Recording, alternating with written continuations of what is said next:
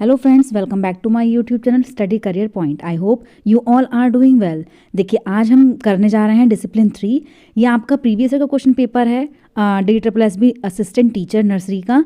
तो देखिए, इसका जो मैं आपको डिसिप्लिन 1, डिसिप्लिन 2 और आपका जनरल एबिलिटी मैं आपको लास्ट लेक्चर में करा चुकी हूँ। ठीक है, ये आपका डिसिप्लिन 3 है। तो चलते हैं देखिए हमारे फर्स्ट क्वेश्चन के साथ। तो देखिए, इसमें जो आपके क्वेश्चन आए हुए हैं वो आपके किस टाइप के हैं। तो देखिए, आपका फर्स्ट क्वेश्चन है, कोई भी ECE पाठ्यक्रम तैयार करते समय उसमें निम्नलिखित में से किसका शामिल होना अनिवार्य है। तो देखिए, किसका शामिल होना अनिवार्य है। ECE में महत्वपूर्ण अधिगम और डोमेन कार्य क्षेत्र जो आपके होते हैं आधारित क्षेत्र शामिल होने चाहिए। केवल औपचारिक शिक्षण क्षेत्र शामिल हो। देखिए, जहाँ पर केवल आ जाता है, ये आपका CDP का जो आपका साइकोलॉजी होता है उसमें आपका नेगेटिव वर्ड माना जाता है। तो इसलिए हम इसको क्या करेंगे, इसको हम हटा देंगे। ठीक है, कोई भी विकासात्मक क्षेत्र ना हो। देखिए, कोई भी विकासात्मक क्षेत्र ना हो, ये भी आपका क्या है, गलत है।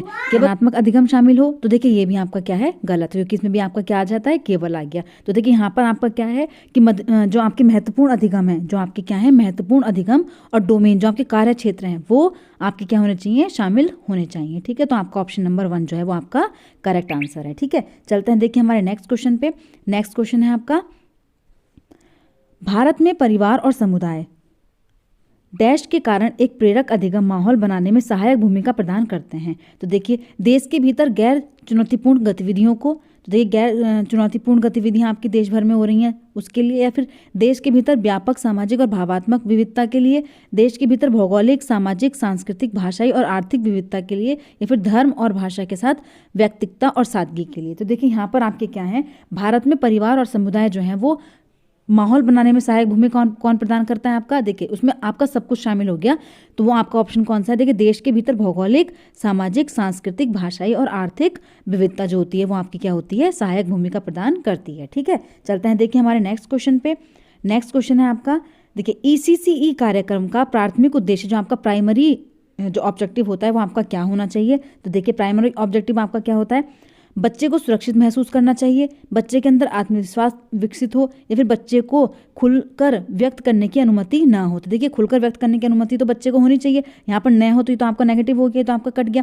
ठीक है, बच्चे को महत्व और सम्मान मिले, वह सुरक्षित महसूस करे। तो देखिए, इसमें आपका क्या है, इसमें आपका सारी ही चीज़ें आपकी आ गई हैं। बच्चे को महत्व मिलना चाहिए, बच्चे को सम्मान भी मिलना चाहिए, बच्चा सुरक्षित भी हो। ठीक है, चलते हैं देखिए हमारे नेक्स्ट क्वेश्चन पे। नेक्स्ट क्वेश्चन है आपका, the medium of interaction in ECCE programme should be. देखिए, ECCE कार्यक्रम में बातचीत का माध्यम क्या होना चाहिए। तो बातचीत का जो माध्यम आपका क्या होना चाहिए, वो आपका क्या है, घर की भाषा या फिर आपकी मातृभाषा होनी चाहिए। ठीक है, चलते हैं देखिए हमारे नेक्स्ट क्वेश्चन पे। नेक्स्ट क्वेश्चन है आपका, ECCE यह मानता है कि बच्चे डैश के माध्यम से सबसे अच्छे तरीके से सीखते हैं। तो देखिए, किस तरीके से आपके सीखते हैं, कि पढ़ने से, केवल खेलने, कठोर प्रशिक्षण। देखिए, कठोर प्रशिक्षण तो आप यहाँ पर नहीं कर सकते हैं। ठीक है, ये तो आपका बैन है। केवल खेलने से, केवल आपका नहीं, नेगेटिव वर्ड होता है। ठीक है, इसको हम हटा देंगे। पढ़ने से, और देखिए इसमें क्या आ गया आपका, खेलने और गतिविधियों में हाथ बटाने से। देखिए, जब भी बच्चा क्या होगा आपका एक्टिविटी करेगा, ठीक है, तो उसके माध्यम से वो क्या करता है, सबसे अच्छे तरीके से सीखता है। ठीक है, तो यहाँ पर खेलना क्या है, इंगेजमेंट मिल रही है बच्चे को। ठीक है, तो ये आपका क्या हो जाएगा, आपका राइट आंसर हो जाएगा। ठीक है, चलते हैं देखिए नेक्स्ट क्वेश्चन पे।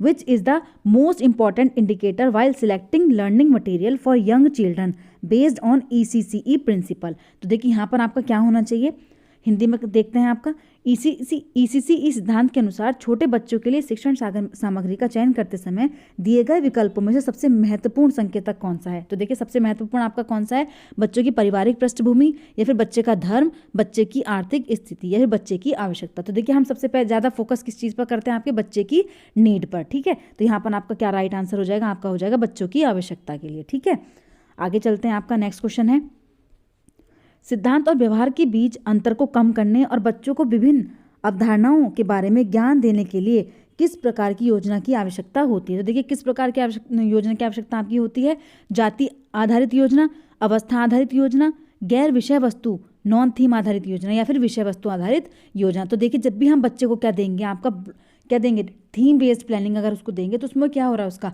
उसकी जो आपका डेवलपमेंट है, जो आपका इंटेलेक्चुअल डेवलपमेंट बच्चे का होता है वो उसका होता है। ठीक है, अगर हम किसी थीम पर आधारित बच्चे को कोई भी एक्टिविटी हम उसको देते हैं, तो बच्चा क्या होता है, उससे इंगेज होता है, उसकी हर तरीके की जो उसकी क्षमता होती है वो उसमें लगा देता है। ठीक है, तो यहाँ पर क्या हो जाएगा, आपका विषय वस्तु पर आधारित आपका होना चाहिए। ठीक है, चलते हैं देखिए आपके नेक्स्ट क्वेश्चन पे। नेक्स्ट क्वेश्चन है, स्वभाव किसी व्यक्ति की आनुवंशिक विरासत या आनुवंशिकता के प्रभाव को संदर्भित करता है। बाल विकास में पालन पोषण से क्या तात्पर्य होगा? तो देखिए, पालन पोषण से आपका क्या तात्पर्य होगा? पालन पोषण से तात्पर्य व्यक्तिगत वातावरण के कारण बच्चे के विकास पर पड़ने वाले प्रभाव से है। पालन पोषण से तात्पर्य केवल माता पिता, देखिए केवल आगे आपका नेगेटिव वर्ड है, ठीक है, तो यहाँ आपका क्या हो जाएगा? आपका कट जाएगा, ठीक है।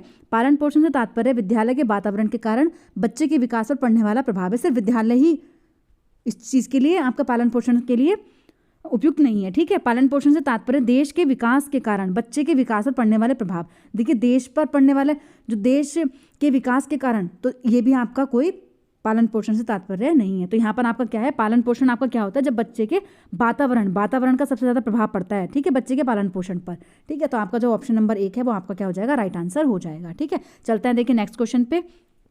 नेक्स्ट क्वेश्चन है आपका, यहाँ आपकी डेफिनेशन आई हुई है, देखिए ये आपकी डेफिनेशन है। किस मनोवैज्ञानिक का मानना था कि क्रिया और प्रत्यक्ष अवलोकन बच्चों की शिक्षित करने के सर्वोत्तम तरीके हैं? तो देखिए, किस मनोवैज्ञानिक का मानना था? तो वो मनोवैज्ञानिक है आपके फ्रोबेल, ठीक है। किसका मानना था? आपका फ्रोबेल का मानना था कि क्रिया और प्रत्यक्ष अवलोकन बच्चों को शिक्षित करने के सर्वोत्तम तरीके हैं, ठीक है। चलते हैं देखिए हमारे नेक्स्ट क्वेश्चन पे। नेक्स्ट क्वेश्चन है, भारत सरकार द्वारा विकसित ECCE के लिए विकास की दृष्टि से उपयुक्त राष्ट्रीय पाठ्यक्रम की रूपरेखा का एजेंडा क्या है? तो देखिए, ECCE के लिए विकास की दृष्टि से, तो यहाँ पर देखिए प्रारंभिक देखभाल के लिए खेल आधारित और बच्चों के अनुकूल प्रावधान को बढ़ावा देना, या फिर आरंभिक बचपन की शिक्षा सर्वांगीण विकास के लिए खेल आधारित और बच्चों के अनुकूल प्रावधान को बढ़ावा देना, आरंभिक बचपन की शिक्षा और सर्वांगीण विकास के लिए समृद्ध और सुरक्षित इंडोर अवसरों को बढ़ावा देना। देखिए, सिर्फ इंडोर गेम्स को हम बढ़ावा नहीं देंगे, ठीक है। बच्चे के समग्र विकास के लिए घर आधारित शिक्षा को बढ़ावा नहीं देना। तो देखिए, घर आधारित शिक्षा को भी बढ़ावा आपको नहीं देना। तो देखिए, यहाँ पर जो आपका हो जाएगा वो आपका जो भी आपको पूरा की पॉइंट मिल रहा है वो आपको एक ही ऑप्शन में मिल रहा है, वो है आपका आरंभिक बचपन की शिक्षा और सर्वांगीण विकास के लिए खेल आधारित और बच्चों के अनुकूल प्रावधान को बढ़ावा देना। तो देखिए, यहाँ पर जो आपका ऑप्शन नंबर 2 होगा वो आपका क्या हो जाएगा? राइट आंसर हो जाएगा, ठीक है। चलते हैं देखिए नेक्स्ट क्वेश्चन पे। नेक्स्ट क्वेश्चन है, ECCE में गणितीय अवधारणाओं में आदर्श रूप से रचीली और खेल आधारित सीखने की अवधारणाएं होती हैं, जिसमें शामिल है, देखिए जिसमें शामिल है गणितीय अवधारणा में, तो यहाँ पर आपका आंसर क्या हो जाएगा? संख्याएं, गणना और आकार, ठीक है। संख्याएं, गणना और आपका आकार। चलते हैं देखिए नेक्स्ट क्वेश्चन पे। नेक्स्ट क्वेश्चन है, एनिमा ने कंडक्टर से सभी प्लास्टिक के कीड़े निकाले और उन्हें उनके रंग और आकार के आधार पर छांट लिया। इस विशेष गतिविधि में कौन सी पूर्व संख्या अवधारणा शामिल है? तो देखिए, इसमें क्या आपका शामिल है? परिकलन शामिल है, आपका गणना शामिल है, वर्गीकरण शामिल है, या फिर स्थानिक संबंधों की खोज शामिल है। तो देखिए, यहाँ पर बच्चा क्या कर रहा है?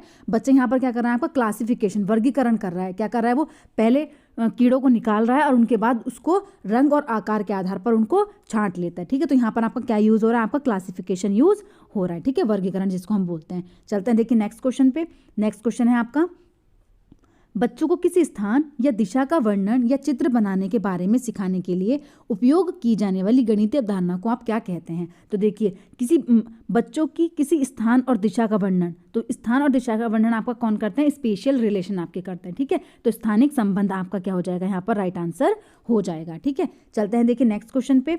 नेक्स्ट क्वेश्चन है, बच्चों के गणित, विज्ञान और सामान्य तर्क कौशल में सुधार करने के लिए दिए गए विकल्पों में से एक फायदेमंद है, उस विकल्प की पहचान करें। तो देखिए, बच्चों के गणित, विज्ञान और सामान्य तर्क कौशल में, तो आपका वो क्या होता है? तो वो आपका यूज़ होता है ब्लॉक। देखिए, जो ब्लॉक होता है वो आपके ब्लॉक के थ्रू आप क्या कर सकते हैं? बच्चों को गणित, विज्ञान और सामान्य तर्क कौशल में सुधार करने के लिए एक फायदेमंद ऑप्शन आपका है, ठीक है। चलते हैं देखिए नेक्स्ट क्वेश्चन पे। नेक्स्ट क्वेश्चन है आपका, गणित के उस घटक की पहचान करें जो उन पहलुओं का जिक्र करता है जिसे मापा जा सकता है और जिसे संख्यात्मक रूप में व्यक्त किया जा सकता है। तो देखिए, वो आपका क्या हो जाता है? वो आपका हो जाता है क्वांटिटेटिव। देखिए, क्वांटिटेटिव मात्रात्मक, इन्होंने बोला ना संख्यात्मक रूप से व्यक्त किया जाता है जिसको, तो वो आपका क्या हो जाता है? क्वांटिटेटिव, मात्रात्मक जानकारी। क्या हो जाता है आपका? मात्रात्मक जानकारी, ठीक है। चलते हैं देखिए नेक्स्ट क्वेश्चन पे। नेक्स्ट क्वेश्चन है आपका, दिए गए विकल्पों में से उस सामग्री की पहचान करें जिसका उपयोग छोटे बच्चों को संख्याएं सिखाने के लिए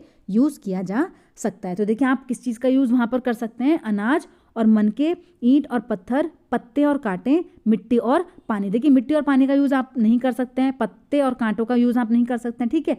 ईंट और पत्थर स्कूल में, ठीक है, तो इसका आप यहाँ पर सबसे जो मेन आपका होगा स्कूल के पॉइंट ऑफ व्यू से, वो आपकी सामग्री क्या हो जाएगी? वो हो जाएगी आपके अनाज और मन के, ठीक है। क्या हो जाएगा उसका, सिजरस और बीड्स, ठीक है। चलते हैं देखिए नेक्स्ट क्वेश्चन पे। नेक्स्ट क्वेश्चन आपका क्या है, किसी अन्य व्यक्ति के दृष्टिकोण से किसी स्थिति को देखने में बच्चे की अक्षमता को किस रूप में परिभाषित किया जा सकता है। तो देखिए किस रूप में, किसी अन्य व्यक्ति के दृष्टिकोण से, तो वो आपका क्या हो जाएगा, किसी अन्य व्यक्ति के दृष्टिकोण से अगर हम किसी की स्थिति को देखने में बच्चे की अक्षमता को निरूपित करते हैं तो वो आपका क्या हो जाता है, आपका इको सेंट्रिक। क्या हो जाता है वो आपका इको सेंट्रिक, ठीक है। यहाँ आपका आंसर हो जाएगा इको सेंट्रिक। चलते हैं देखिए आपके नेक्स्ट क्वेश्चन पे। नेक्स्ट क्वेश्चन है आपका, बच्चों को उनकी परिपक्वता स्थिति के अनुसार अर्थपूर्ण अनुभव और गतिविधियां प्रदान करना क्या कहलाता है। तो देखिए जब बच्चों को उनकी मैच्योरिटी के अकॉर्डिंग आप क्या कर रहे हो, उनको अर्थपूर्ण अधिगम अनुभव या गतिविधियां प्रदान कर रहे हो, तो उसको हम क्या बोलते हैं, उसको हम बोलते हैं स्टिमुलेशन। क्या बोलते हैं उसको हम, स्टिमुलेशन। उसको हम बोलते हैं प्रोत्साहन, ठीक है। क्या देना है बच्चों को, प्रोत्साहन। चलते हैं देखिए नेक्स्ट क्वेश्चन पे। नेक्स्ट है, प्रारंभिक बाल्यावस्था के शिक्षक चित्र, छपाई, रेत के खेल जैसी कुछ गतिविधियों का संचालन करते हैं और फिर बच्चों का निरीक्षण करते हैं। इस प्रकार के दृष्टिकोण को कहा जाता है। तो देखिए इस प्रकार के दृष्टिकोण को आप क्या कहते हैं, इस प्रकार के दृष्टिकोण को हम बोलते हैं परियोजना आधारित दृष्टिकोण, प्रोजेक्ट आधारित दृष्टिकोण, ठीक है। चलते हैं देखिए नेक्स्ट क्वेश्चन पे। ये आपका लास्ट क्वेश्चन है, ईसीसीई केंद्र में कक्षा के समायोजन में बच्चों को उन्मुख करने के लिए किस पद्धति का उपयोग किया जाना चाहिए। तो देखिए किस पद्धति का आपका उपयोग किया जाना चाहिए, परिवार केंद्रित होनी चाहिए, बाल केंद्रित, शिक्षक केंद्रित या फिर पाठ्य पुस्तक उन्मुख। तो देखिए जो ईसीसीई में सेंटर में आपको किसका रखा गया है, यहाँ पर आपको किसको रखा गया है, आपको चाइल्ड को, ठीक है। तो यहाँ पर आपका क्या हो जाएगा, बाल केंद्रित आपकी होनी चाहिए, ठीक है। कौन सी होनी चाहिए आपकी, बाल केंद्रित आपकी होनी चाहिए, ठीक है। तो ये सेशन आपका यहीं पर कंप्लीट होता है, ठीक है। कल आपका डिसिप्लिन 4 हम करेंगे क्लास में, ठीक है।